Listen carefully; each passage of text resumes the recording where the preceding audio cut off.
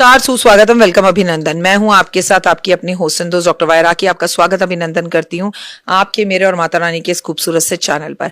सबसे पहले नववर्ष की हार्दिक शुभकामनाएं। Wish you very very happy new year. नहीं, न्यू ईयर विश करने में मेरे को बिल्कुल लेट नहीं हुआ, मुझे मालूम है मार्च का महीना चल रहा है। अरे भाई, मैं 19 मार्च की बात कर रही हूँ। 19 मार्च से हमारा हिंदू पंचांग नव वर्ष संवत शुरू हुआ है, जिस संवत का नाम है रुद्र।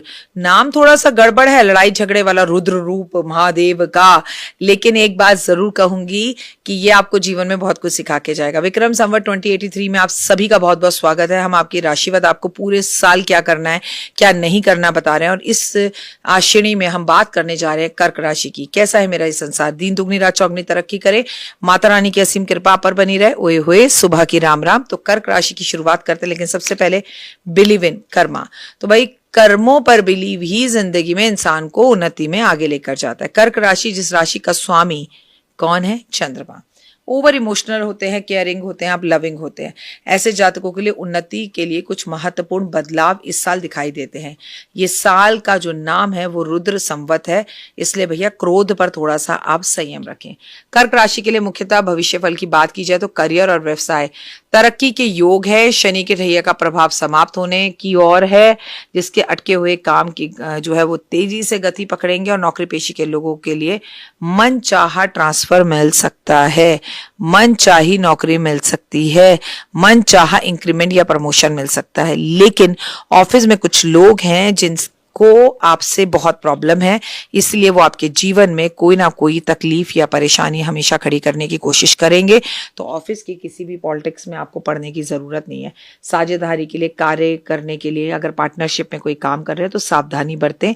विदेश से जुड़ा हुआ कोई काम व्यापार आपके लिए संभवतः अच्छा हो सकता है, लेकिन पार्टनरशिप के साथ आपके झगड़े भी हो सकते हैं अपने पार्टनर के साथ, इसलिए पार्टनरशिप में कोई भी काम कर रहे हैं तो सोच विचार कर ही करें। धन के लाभ होंगे इस वर्ष, नए स्रोत, नए रास्ते धन के लिए खुलेंगे, विशेषकर जून और मई के बाद।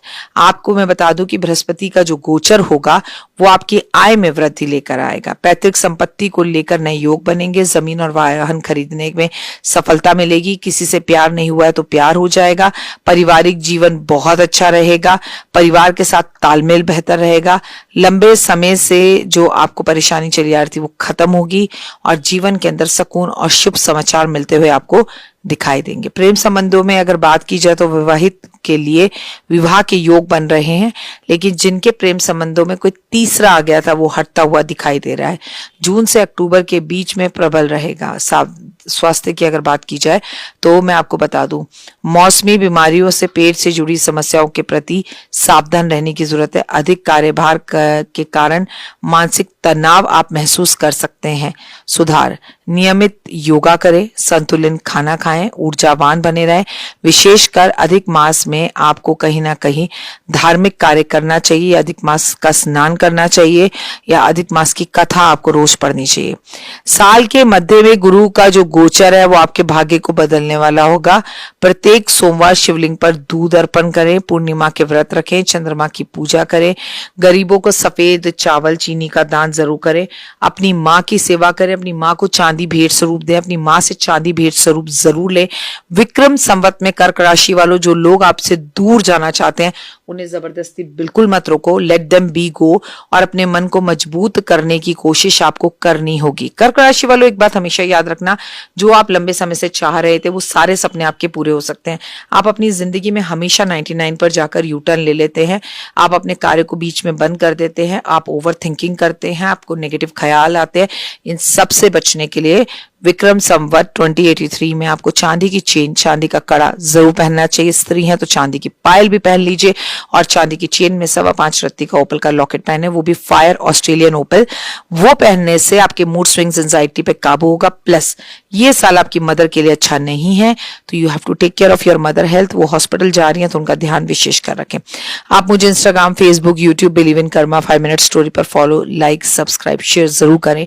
आपको एक बात याद रखने की नववर्ष भी शुरू हो गया है, नवरात्रे भी चल रहे हैं, तो माँ दुर्गा भवानी की जितना पूजा कर सके करें। आप अपने घर में बैठी हुई माँ को खुश रखें, फिर भवानी को खुश रखें। आप अपने घर में बैठी हुई माँ का तो अपमान कर रहे हैं, लेकिन माँ दुर्गा को मंदिर में आप भंडारे लगा रहे हैं, भंडारे कर रहे हैं, तो वो बेकार है। चलिए, 2 कर्म जो आपको इस वर्ष करने हैं, अपनी माँ की सेवा बहुत करनी है, माँ के साथ समय बिताना है, माँ को तीर्थ यात्रा पर लेकर जाना है। दूसरा एक शुभ कर्म जो आपके जीवन में बदलाव लाएगा, मौसी और माँ के बीच में कोई रिश्ते में तकरार है, उसे सही करिए। दोनों का रिश्ता ऑलरेडी सही है, आपको कोई तकरार नहीं है, तो दोनों को अपने पैसों से उज्जैन भेजिए और दोनों को उज्जैन के दर्शन करवाइए। ओए होए, ये काम आपकी जिंदगी का सबसे बड़ा कर्म होगा, मान सम्मान प्रतिष्ठा और यश को बढ़ाने वाला। फिलहाल दीजिए इजाजत, नमस्कार, जय माता दी। कमेंट्स में जय माता दी लिखें। मुझे Instagram, Facebook, believe in Karma, 5 minute story, जोश, मौज पर हर जगह पर फॉलो जरूर करें। हर जगह पे आपको एक ब्लू टिक दिखेगा, ब्लू टिक है यानी कि मेरा चैनल है। ओए होए, जय माता दी।